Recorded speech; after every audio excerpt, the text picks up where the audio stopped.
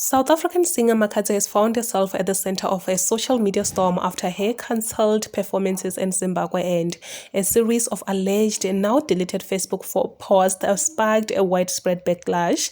In the post, she denied hating Zimbabweans, as saying she has always supported and collaborated with Zimbabwean artists, while accusing some influencers of tarnishing her reputation. She also maintained that Africa is a home and that she would continue visiting Zimbabwe as long as she has the necessary travel documents. However, the post angered many Zimbabweans who accused her of being insensitive and disrespectful during a time of heightened tensions involving foreign nationals in South Africa. While some fans defended Makadzi, arguing that her comments were taken out of context, others called for a boycott and said they no longer wanted her performing in Zimbabwe, leaving social media deeply divided over the controversy.